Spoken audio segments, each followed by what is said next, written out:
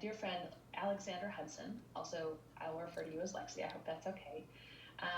Alexandra, or Lexi, yes, there we go, is the curator of Civic Renaissance, a newsletter and intellectual community dedicated to cultural renewal and civil discourse.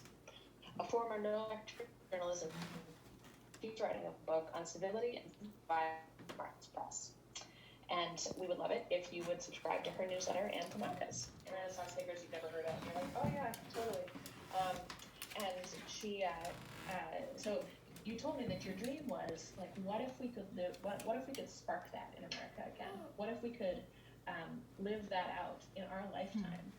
What would it take to spark that and to lead it? And so I'm interested if you can speak a little bit to the civic renaissance that you envision, and to what would it take to create a culture of curiosity, right? To like have this, to move from a society that worries about deplatforming to one that is deeply curious and takes this really seriously.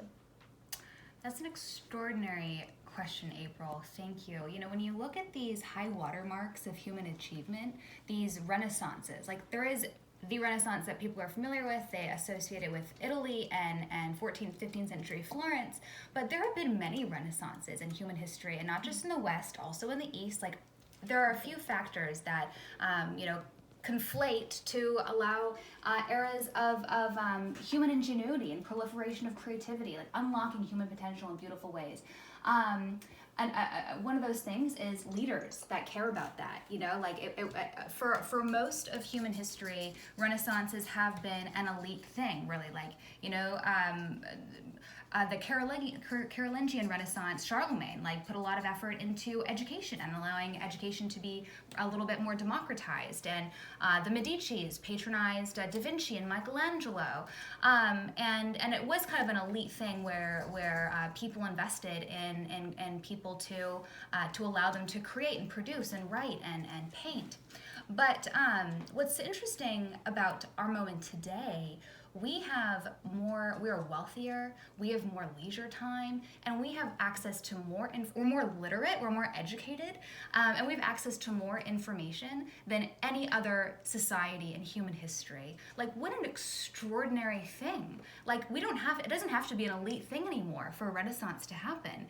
We can start this. We can do this in our everyday. It's like we have Wikipedia, we have smartphones, and we have conversations like this. There's like, I've just been so impressed by the spontaneous, great programming that people have just put together over the pandemic, where we're not able to meet in person, but they're just, we're putting together conversations like this.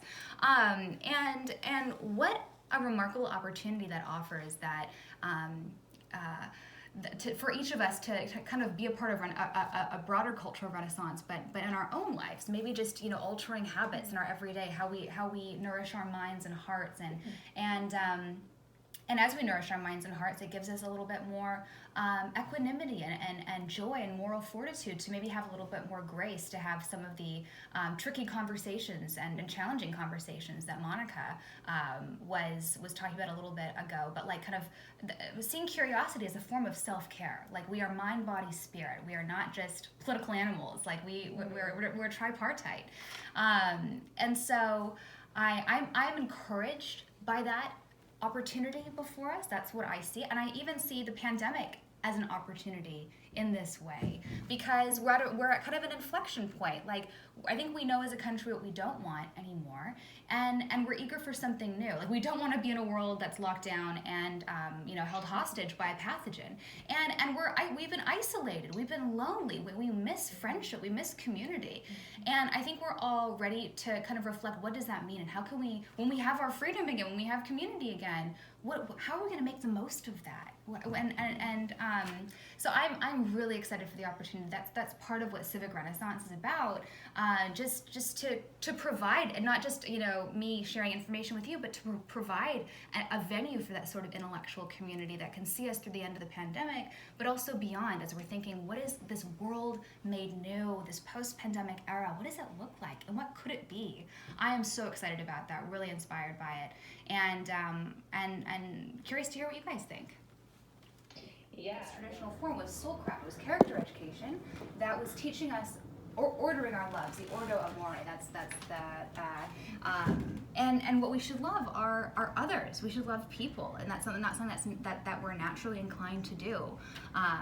It's easier, it's more comfortable to just sit in our self-righteousness, or even, end a friendship and be alone, even if it means we're right. That's sometimes the comfortable thing to do.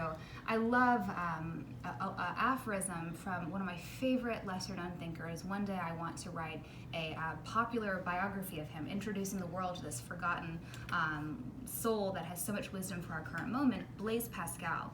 He was this incredible scientific, mathematical genius mind. He invented the first kind of computer, calculator, first omnibus system in Paris, kind of first public transit, just innovator in a million different ways, a million different fields, just brilliant, beyond brilliant. And he ended up having a radical conversion experience, and I don't necessarily condone his life. He sat alone in a room for the last decade of his life, just thinking about God and nothing else, a little bit extreme, but he's a beautiful, beautiful soul. We have today his Pensées, they're called, a book of just his thoughts, because he never wrote a book. He died an early death at age 39 before finishing his book. But one of his aphorisms that is so beautiful, that really resonates with, or echoes what April said, is La cour de sa raison, la raison ne connaît pas. The heart has reasons that reason cannot understand, that we learn through the heart, and that's not going to. And there are just some things that data, not enough spreadsheets, not enough experiments. We'll never understand them in the same way as we will when we love something. And I mean, that just talking about barriers to curiosity, just reorienting our loves towards just loving our fellow citizens, loving our fellow man, and loving one another, our neighbors, more than our prides and wanting to be right all the time. Because I think, we've talked a lot about moral certainty, and how it's comfortable to be certain in our own rightness. We desperately want to be good and be right, and feel confident in that knowledge.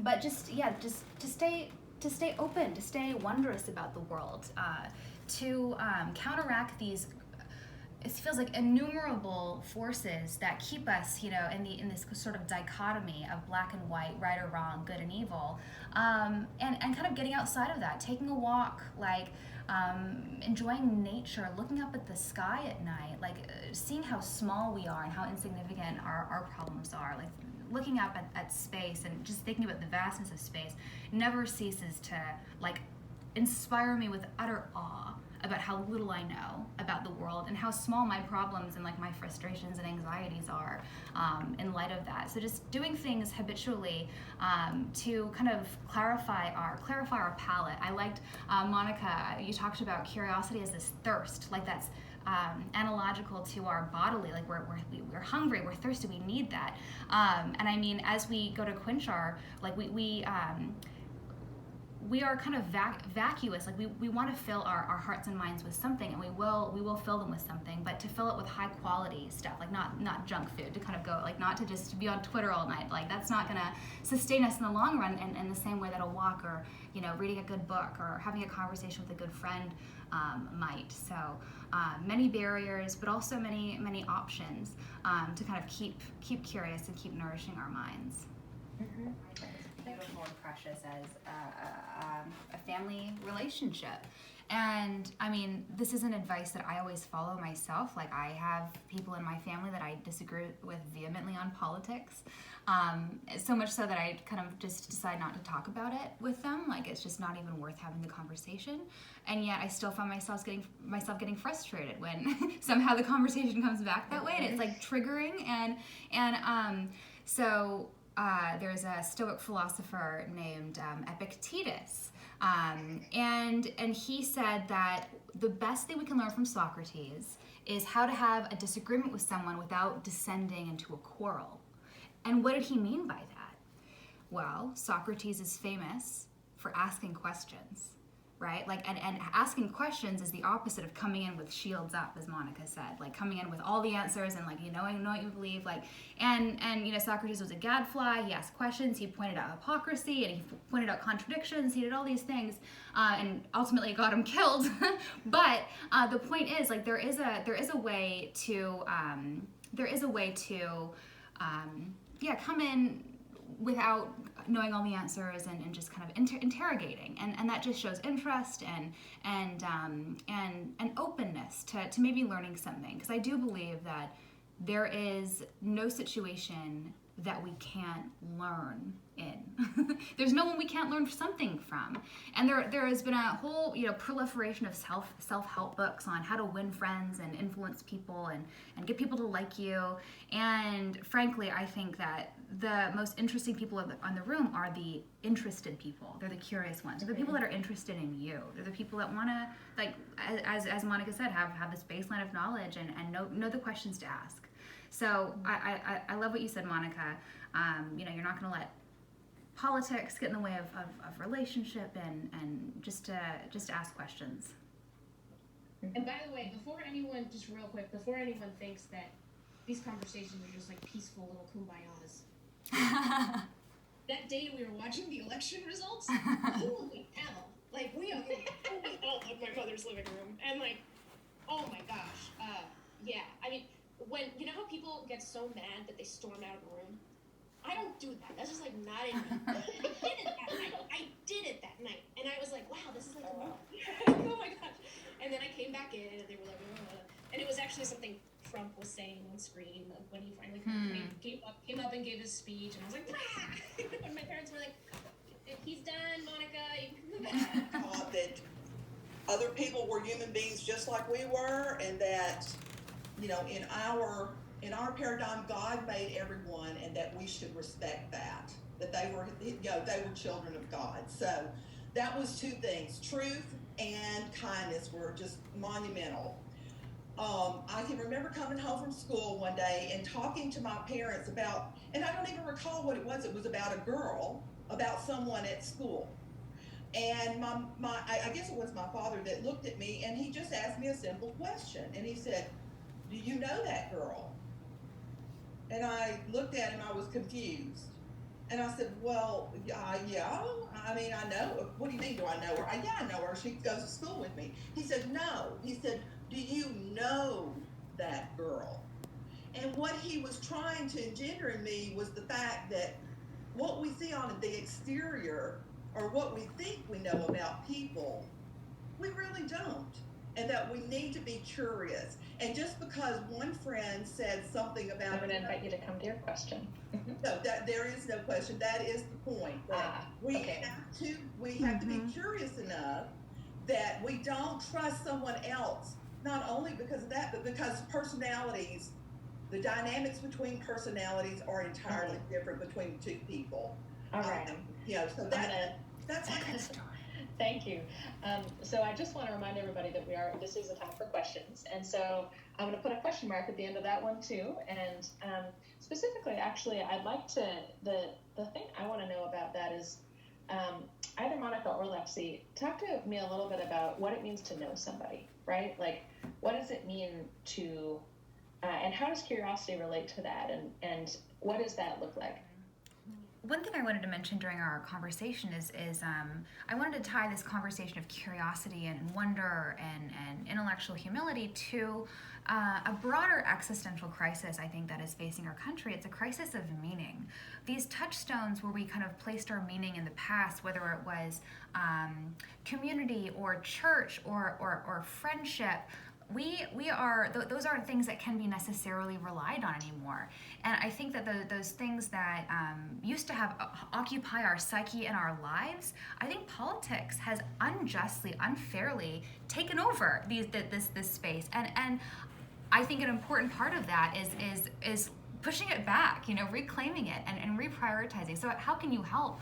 I mean, do whatever you can to remind your family that relationships matter more than the daily scandal of whatever it's going to be. Like our news media culture is they benefit a lot from keeping us angry, from keeping us paranoid, from keeping us anxious. And the best thing that we can do, we can't, change the system of our media culture, but we can change how we consume it. We can change where we consume it and when, where we get it from, and we can change how we interact with one another, and we can fundamentally remember that we are more like than unlike as human beings, as citizens, and that relationship matters more than anything else. And these are the kind of things that we talk about at Civic Renaissance. So shameless plug, please, everyone that's on this call, sign up, please, and to Monica's as well. I think that the call manager, Luke, just posted that in there. So thank you again.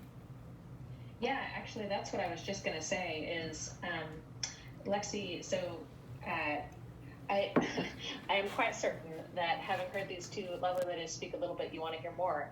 And fortunately, like I said, both of them have newsletters and have just written books. So Lexi, I believe the link is going in the chat. Is there anything else you wanted to say about your book or newsletter? You're still muted, Lexi. Oh, anything else I want to say about my newsletter or book? So my book actually isn't quite done. I'm in the process of writing it.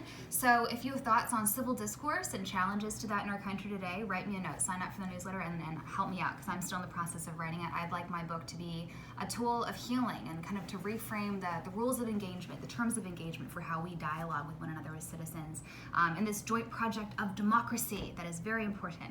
So that's my book coming out in 2022, and the newsletter is Civic Renaissance, dedicated to the wisdom of the past, beauty, goodness, and truth. So thank you.